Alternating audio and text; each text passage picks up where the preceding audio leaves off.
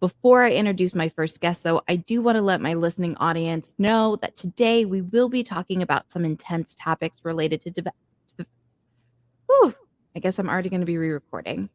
All right. Before I introduce my first guest, I want to let my listening audience.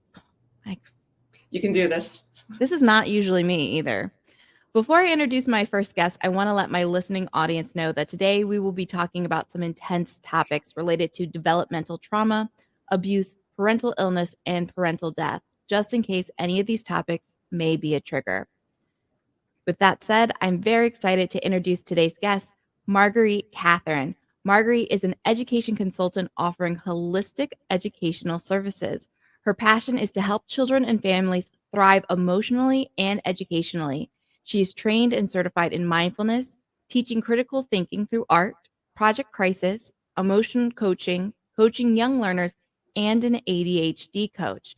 Please welcome Marguerite to the show. Welcome, Marguerite. I'm very excited to have you here today. I'm really excited for this conversation today as well. Thank you for that great introduction. Absolutely. So, the first thing I have to dive into is tell me about holistic education consulting, because you hear about education consulting, but I really want to understand kind of your view of what is holistic education consulting.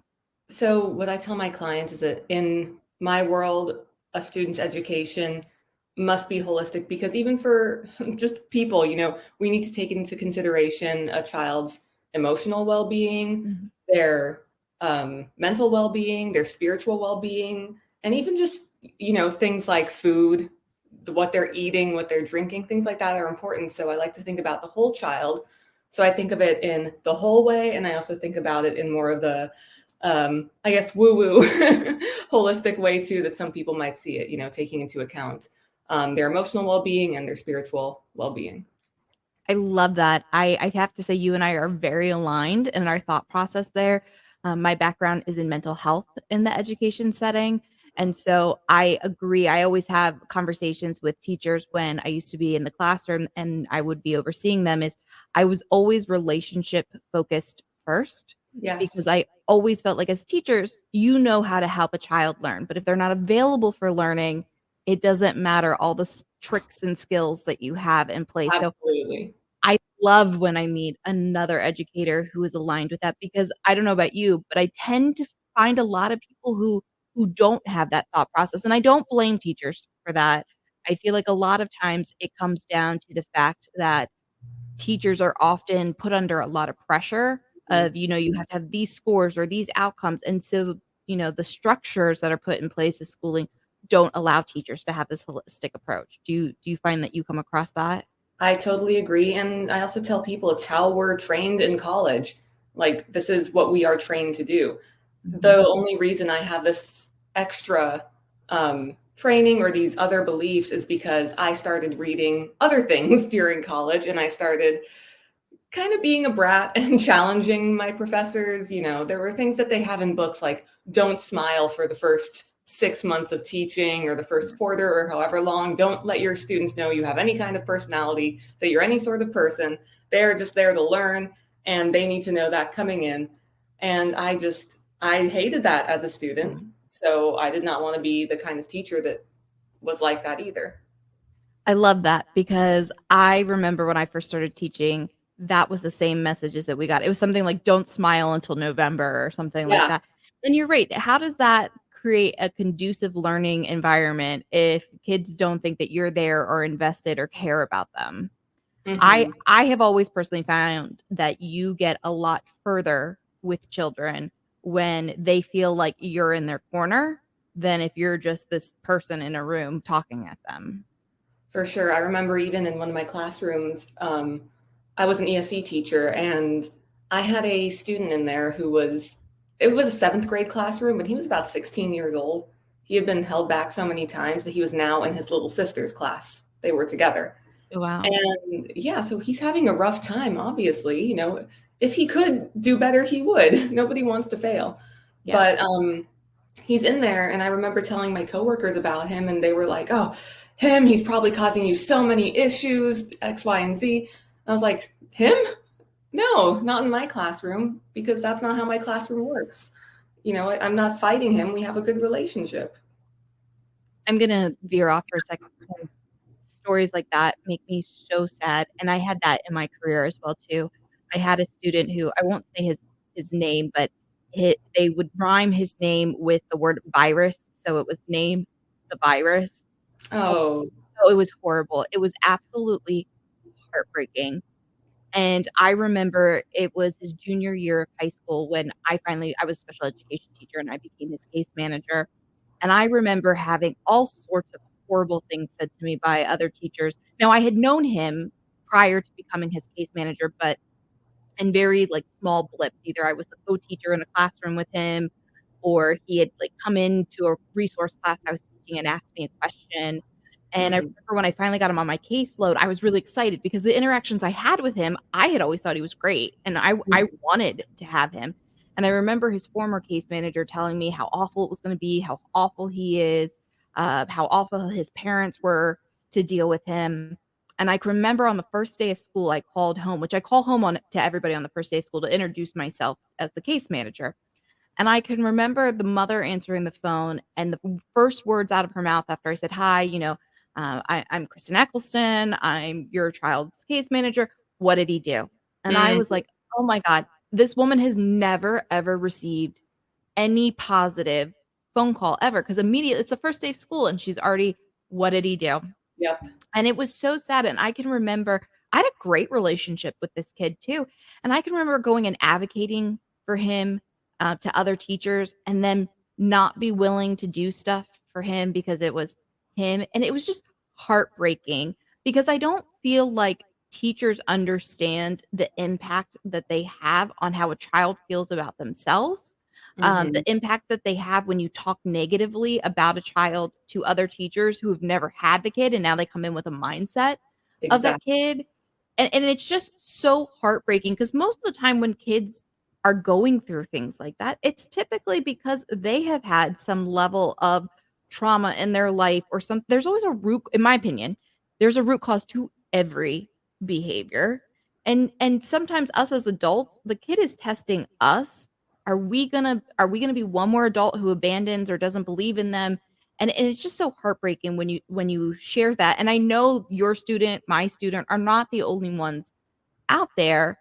And it's really sad that, the people who are there in the classroom who and again, it's not everybody. I know it's not everybody, but like we're supposed to be the champions of every kid. And I know not every kid is easy, but we're the champions.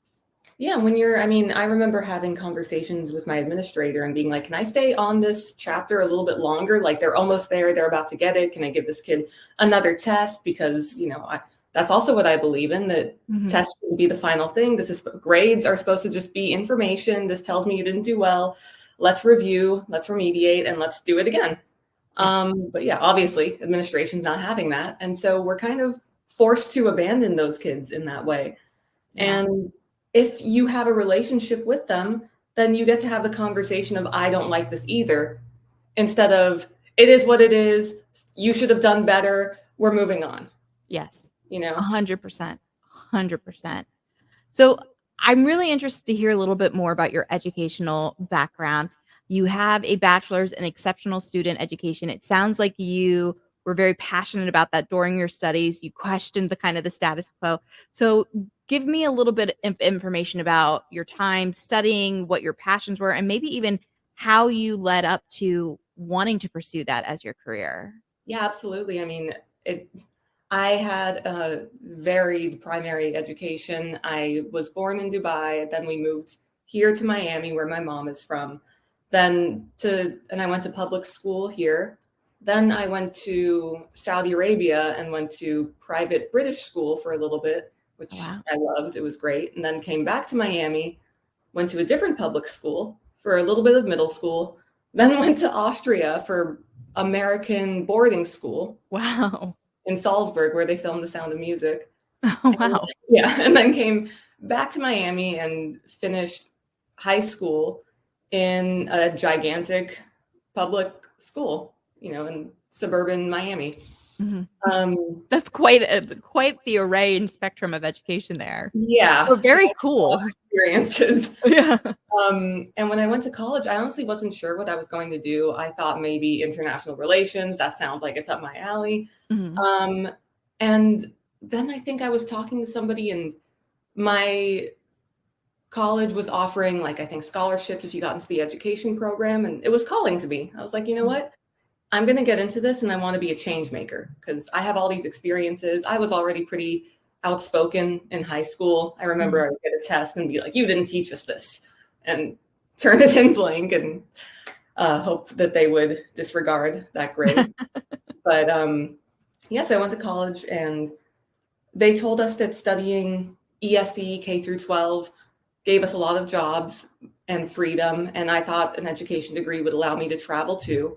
Mhm. So there were some like peripheral reasons that I got into it. But once I was in there, I was like, oh, no, I got to do something about this. And I want to be a change maker. And so I started looking up alternative books, by like Alfie Kohn and Mhm. Gatto, who is a little bit controversial, but some of his theories hold up, like having eighth graders do entrepreneurships and things like that. I like Mhm. that kind of thing. Montessori teaching. Um, and then whenever I had a chance to do something different in the classroom, since it wasn't necessarily my job yet, I did. So, like, that intern award was for teaching kids about habit change because that's what I was interested in at the time. I thought about bringing it into the classroom. Yeah. And I had my ninth graders write down habits that they wanted to change. And like we went through this process, habit that you want to change, what you want to replace it with, how we're going to get there. So they had this little 30-day project of changing their habits, and they loved it. Honestly, they did a really good job of it, and we had some fun classroom conversations, and it, I think, was meaningful to them because really we don't get that many real life educational opportunities. Like, Yeah. in your life, you are going to have to change your habits at some point. We're going to have to unlearn and learn different things. And now's your Mhm. chance to try it out and check it out with everybody who's doing the same thing as you and with a trusted adult who's got your back and can help you out too. So, yeah, I mean, that was kind of the long and short of it. No, I that is amazing, and I like it. It was a journey a journey that took you to ultimately finding a passion, it sounds like, because I can hear Yeah. the passion in your voice and how meaningful it is to you for the change to happen. And I'm gonna ask you this because I'm very aligned with that, and I'm very adamant about change as well, and a lot of my passion towards change comes from my own personal experiences of what I experienced as an ADHD female, not knowing I was ADHD Mm, female growing up and going through school, and so I a lot of my passion comes from not wanting to see youth yeah. have to go through some of the same struggles as me. So I'm curious to learn, is that something where your passion comes where does that passion stem from that I can hear so obviously in your voice? Well, thank you for saying that. And I totally agree with you and can relate to you that I just don't want kids to have to go through the same things that I did. Because, I mean, obviously, in my education, it was a lot of moving around. And that in itself can be really devastating for a kid. Having to leave my friends every couple of years, not really knowing what my home is or what a home feels like. Yeah. It can be difficult to find safety and security in those instances. And at the same time, when I was going through high school, my mom got sick and with cancer. Mhm. And it, to this day, like, she's still alive, but at that time she was given 3 to 5 years. She had um, a mastectomy, reconstruction. She eventually had brain tumors. And now, she can't take care of herself. So she's in an ALF. Mm. But going through, oh, and even prior to that, when I was a kid, my dad had heart problems and had a heart attack when I was 5. Oh, no. Um, for which I would be blamed because even though my mom was sick, she was also mentally ill and abusive. So I would be going to school with all of these heavy emotions throughout my schooling career, and nobody was talking about it. Like, all of these feelings I have inside, how do I deal with them? How can I just forget about everything when I'm here? forming attachments to my teachers because I didn't have like a good parental figure at home. And as beautiful as that was, I wasn't making friends with the kids around me. I didn't really know how to do that. I was more just searching for safety and comfort in an adult.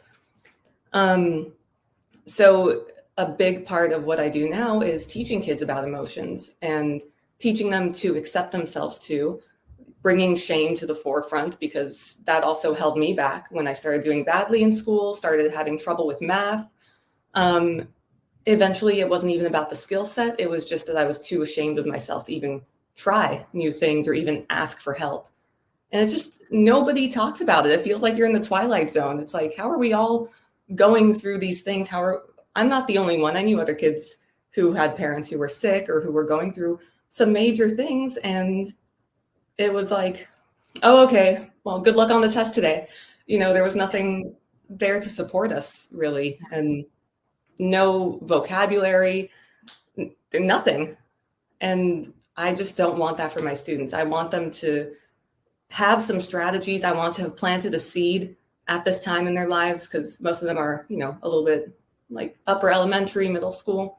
Mm-hmm. And I want them to know that there is an alternate path. There is somebody out there who cares about them, and that these ideas are going to come up again later when they're searching for answers and strategies.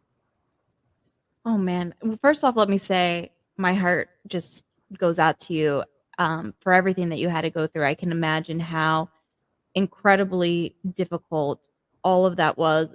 And then as a young adult, trying to navigate those emotions, those feelings, school, I mean, just intense. And I'm sad that you had to go through that, but I'm grateful that you now understand the level of need that there is in today's students, and you're using those experiences for a positive purpose.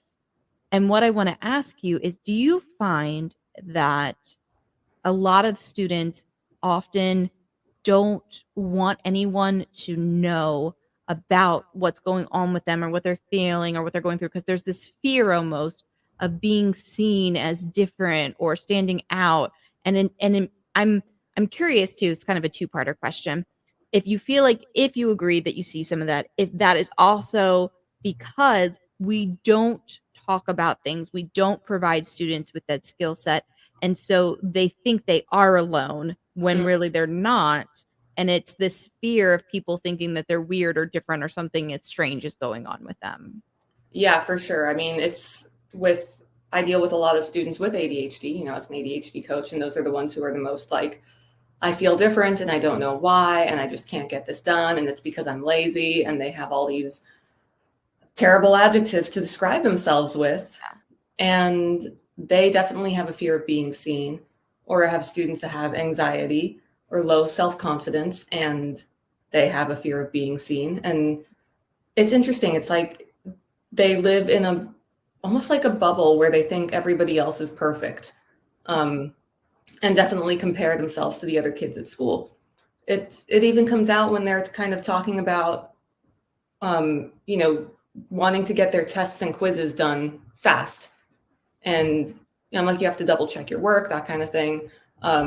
What's stopping you from doing that? And it's like, oh, well, I don't want the kids to look at me and see me still working on my test when everybody else is finished. Yes. And that's like just an instance, but there's just so many of those throughout the day that they are just beating themselves up the whole day. I think I'm going off topic here, but no, everything is on topic. But yeah, they definitely feel like they are different and they have a hard time being seen. And because they don't see anybody else modeling any of those behaviors of putting themselves out there, being authentic, owning up to their mistakes, they don't really know what to do when they face mistakes, or if they should even talk about it. And to be honest, I mean, the school system also doesn't make that easy. We're not giving them an opportunity to fix their mistakes. So why should they even bother bringing them up? Yeah. I have read a study somewhere that students who are neurodiverse typically get upwards of 3,000 negative messages a day. And I think sometimes, I know it's horrible. And I think sometimes we don't realize they're negative messages because I think adults come from a place of thinking that they're being motivating. That, the one I like to use as the example the most is adults will say, "You're so smart. If you just tried a little bit harder, you Ooh, could do yeah, this." And I think that the adult saying it doesn't realize, like, yes, you're coming from a place of what you think is encouragement. Like you're saying, I acknowledge how smart you are. If you just, you just have to put a little bit of effort in there. But what they don't realize is, especially for students who are neurodiverse, that they are trying their hardest. They just don't always have the skill set yet. And we just assume they have this skill set to do certain things, or we're not teaching them in the way that is conducive to their brain or their interest or absolutely. how they like to learn. And I feel so bad for students because you just said all, that students will describe themselves with all these negative messages, but I really think that is the type of messages that students with ADHD or anybody who is neurodiverse really get on a day-to-day basis, even when the adults in their life think that they are being encouraging. Do you find that that's some of what might be contributing to this fact that students then see themselves in a negative light? Yes, for sure. I even had this conversation not that long ago at one of my ADHD workshops. It was like, this is something we say to kids. You have so much potential. Yeah. You can do XYZ. And it's like, ADHD is classified as a disability. And, people are still on the fence about that term. But I mean, it's equivalent to telling somebody in a wheelchair, like, look, you've got legs. Just Yeah. get up and go walk, Yeah. No, And it really. somebody with ADHD, and anybody on any day is trying their best. Mhm. And when they've had all this negative messaging, and if they have neurodiversity, that they are just doing so much to be out there in the world. They are doing so much just to get out of bed. They are fighting so many messages just to kind of fit in with everybody else that they are tired. They're not lazy. They have so much going on. And I was also the student that like my teachers would take out in the hall and they'd be like, Marguerite, we know you're smart. We just really need you to get your homework done. Yes. Or I had a student the other day whose teacher I emailed and I was like, hey, he's not sure if he turned these assignments in. He has ADHD. Could you check that for me? And she got back to me and she's like, yes, he needs to make the choice to do his homework so that we can make sure he's learning the lesson. And in the same email, she goes, and he got a 95 or a 97 on his test. And I was like, so he Obviously understands it. got it. He got it. I know, we have responsibilities in the world or in the real world, as they like to say, but he understands the material. Mhm. So that's not really your best argument here. But Yeah. that's a side note. I get really angry at No, you are That's something I speaking my can't. love language right now because I completely understand, and it's the same things that I get frustrated on too. Because I tell teachers all the time, what's the point of homework? To understand if they have mastery of it. So if they can show you that they have mastery in 10 problems instead of 20, what's the big deal? Or if they get 97s on the test, then they obviously have mastered it. Mhm. So let's get a little flexible here in our thinking. And I also feel very strongly that ADHD, being neurodiverse, is not necessarily this disorder word that we associate it with, and I think we do because the word disorder is in these words, sensory processing disorder, auditory Yeah. processing disorder, autism spectrum disorder, attention deficit disorder, like disorder, disorder, disorder. So I think Mhm. it gets this negative stigma, but when you look at our population and the statistics of our population, most of the population is neurodiverse and diagnoses are on the rise. And I can't help but think, and this is what I truly feel. Being neurodiverse or being neurotypical, neither one of them is better than the other. It's essentially being on the same playing field, and your brain just sees and interprets the world differently. It's just taking in information differently.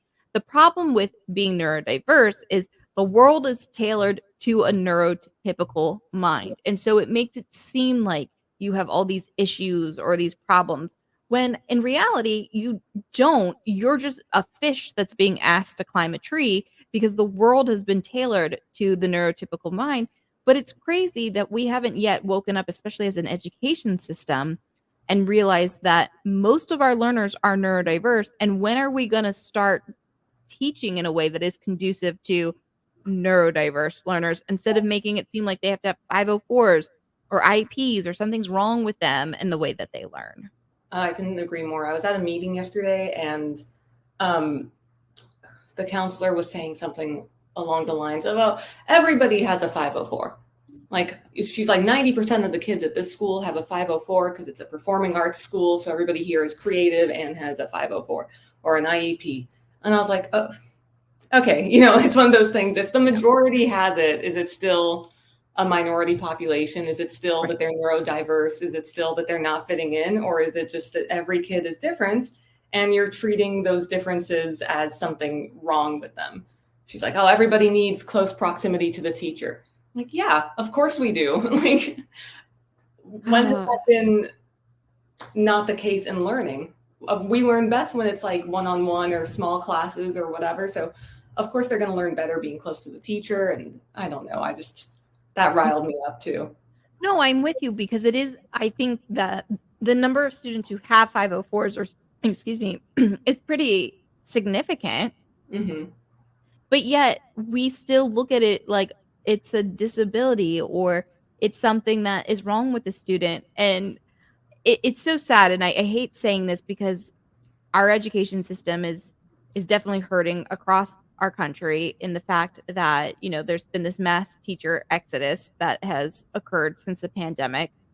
But part of me really hopes that along with this struggle in our education system right now, change will have to happen because at some point, I feel like we have to wake up and realize that the operating system we've been using for the last 200 some years is no longer valid and that we have to start changing how we approach teaching and how we look at teachers and so many things. And I'm hoping this is finally the silver lining in what's happening right now is that we will finally start to make the change that is necessary for our youth. Because my biggest concern is that these students are coming out of school with all those negative feelings that you shared and how they feel about themselves. And I know I came out of school feeling that way. And it took me almost a decade for the light bulb to go off in my mind and go, wait a second. I actually think I might be a lot smarter and a lot more capable than I thought I was. And I think it's really unfair for youth to have to spend a decade of their life finally coming to that conclusion when they were capable all along. Because most of the neurodiverse students that I run into are actually incredibly intelligent, incredibly smart, like pure cancer level of smart. But we really hinder it by making them feel like something is wrong with them. Did you see this study done that said, or I can't remember where I read it, was like Psychology Today or something like that, that said that some traits in neurodiversity or people who are considered neurodiverse, that it is like evolutionarily beneficial. For example, people with ADHD back in caveman days, they were the ones who were on the lookout because their brains they were the ones who were more alert and their brains developed to kind of be that lookout type of person, to be that on kind of person. And that's where that might have come from. And at some point it was super beneficial to the group and to the tribe to have somebody who was on the lookout and thinking quick and had a lot of energy and all the traits that we might associate with ADHD. And they said the same thing for other types of neurodiversities, that maybe at some point they were beneficial to the group. And that's why we have them today. I'm going to have to find that study. I'm now going to go down that rabbit hole. Yeah. I thought it was really interesting. I'm like, this is a great spin. Everything has a purpose for us. And with I always tell people, I'm like, these kids with ADHD, the only reason that they feel so bad and the only reason that like we see them in this certain light is, like you said, all of these ways that they're supposed to be in the world, or all the conditions that school places on them that do not align with their brains. And for me, when I was at school and not doing my homework and thinking I was lazy, the reality was I lived in the Redlands. You don't know where I am. I lived in the farm area of my city and would drive 45 minutes to school every morning and back. And we had a goat farm. We had to wake up super early, get to school, After school, we might even be at the hospital with my mom, come home, have to do goat farmy stuff. And then I would just dissociate Yeah. because I couldn't stand to sit there with my thoughts. I didn't know how to deal with my emotions. And if you're doing homework, that's a quiet moment for you. And Yeah. that would be a moment that all those thoughts and feelings could flood in. Or I have to do my algebra work and I don't know what I'm doing and I'm too scared of it to even try. Don't know who to ask for help. Don't know the help is available anywhere. Too ashamed of myself to even start. So I would just spend my whatever few hours before bedtime just distracting myself. And that's what high school looked like for me. Yeah. And because nobody was telling me that this was a big deal, like even my parents, kind of, our family is very much like the humor route when it comes to difficult things. Nobody ever sat us down and was like, hey, your mom's going through something. We're not sure what it's going to look like. Here's what you can do to prepare. Let's sign you up for therapy. Let's get all these things done. That never happened. So I was just there like, okay, is this normal? What's going on? If I'm having a problem with it, that's because I'm the difficult one. I'm the weird one. Told my whole life I was sensitive. So those things come back up. I'm just being sensitive. Yep. Like, how ridiculous is that? My mom was in the hospital getting a tumor taken out of her brain. And I'm sitting there going, I'm just being sensitive if this makes me sad. Yeah. And then I grow up thinking I'm lazy. Yep. I'm so sorry because I completely understand that. I got the same messages. You're dramatic, you're sensitive, you're nothing's wrong with you. And I think some of it probably was the time too. Mental health was not a big factor when we were younger. There was still so much stigma associated with it. And so for mental health, you're fine. Everything is fine. And I think oftentimes people don't realize when you tell children that maybe in the moment, they know they're not fine. And I don't know that it calms anything, but whatever they have to stuff Yep. back down to act like they're fine eventually comes back out in adulthood. And if it doesn't get dealt with when they're younger, it gets dealt with in adulthood. And it usually is a lot messier in adulthood. And it just breaks my heart to hear that you went through that. And I think so many children who are neurodiverse, I think a lot of people don't realize, like, why do you put mental health with neurodiversity? And because so many people who are neurodiverse usually also are dealing with mental health to some capacity Yes. because of all those messages that you just talked about. Exactly. It's like I've been thinking about this too. I'm like, ADHD is a huge strength in a lot of areas. Mhm. And it's like you can get all the strategies, but none of them matter if nobody's even accepting of the condition or loving of the condition, or they need to deal with all of the extra stuff that goes along with having it just because of the messages they get from the rest of the world about how they need to be, or this and like, yeah, I'm I can't word it just right yet, but there's so many messages. Even yesterday, I witnessed it in action and I was like, oh, right, I need to do something about this. My student had their time reduced on their computer. So their time was limited. They couldn't spend 8 hours playing Fortnite like they wanted to. They could only spend 4 hours. And yes, sometimes we need to have limitations imposed on us. And it was done without his consent or without letting him know, which, yeah, he's old enough that he should be included in those decisions or told beforehand. And so he's venting and expressing how he feels about it. And dad immediately jumps into fixer mode. Just like, my student's like, oh, I'm not going to spend as much time with my friends on the computer now. Well, go spend time with them outside. You can do this or that. You can find another thing to be with them on. And I get it. But at the same time, he needs to express himself. He's not looking for a solution. They're just looking to vent.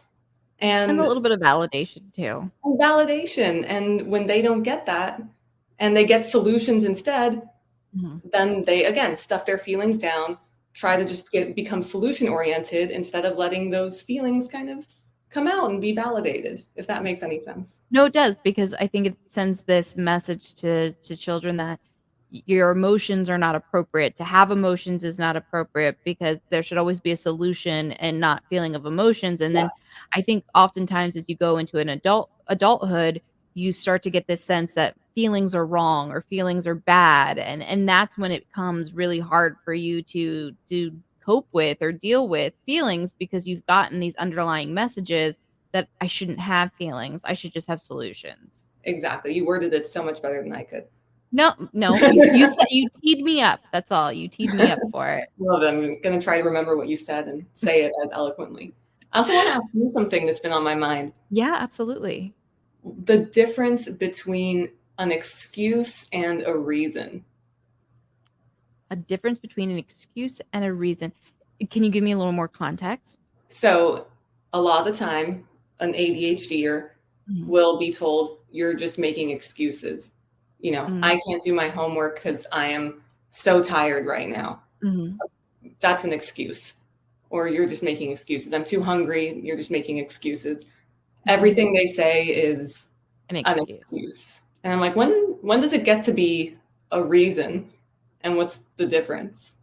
That's a really good question because I always I do always worry to some degree, you know, is there this fine line between having excuses or becoming, this developed learned helplessness a little bit. Hmm. But I think if an ADHD student comes to you and says, "It was very hard for me to concentrate because I was so tired," or, my brain was just at a point where I couldn't think anymore, and so I didn't complete it, but here's my plan 2. To me, that's a reason. When the child is able to essentially express that, "I wasn't able to do X, Y, or Z because I couldn't concentrate or my brain was really in a place at that moment that it just didn't allow me to." To me, that's a reason because what I don't think people understand with ADHD is it's not like a physical pain, but when you get to that point of essentially burnout, because most people, when they're ADHD and they are working, there's like a hyperfixation that comes along with it.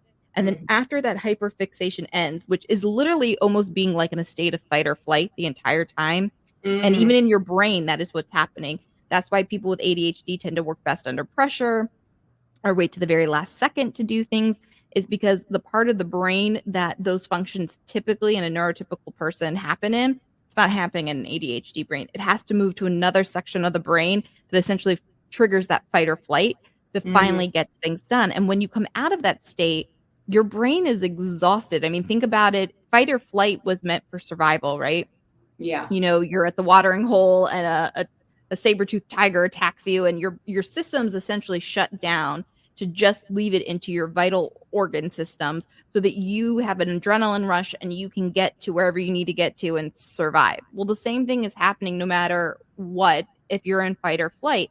And so children, adults with ADHD really are exhausted when they come out of that hyperfixation mode. Yeah, they got a lot done, but they're exhausted. And so they hit that wall. And so I think if a student is saying, I got all this done, or this happened, or these are my circumstances, and I just wasn't able to get to this, but there's that kind of plan or feeling in the future, but like I do intend to get to it. I do have it as part of my plan. I do, I want to turn this in.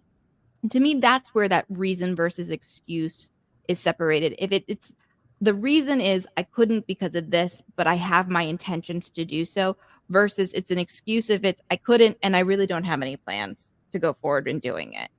That's how at least I differentiate between the two.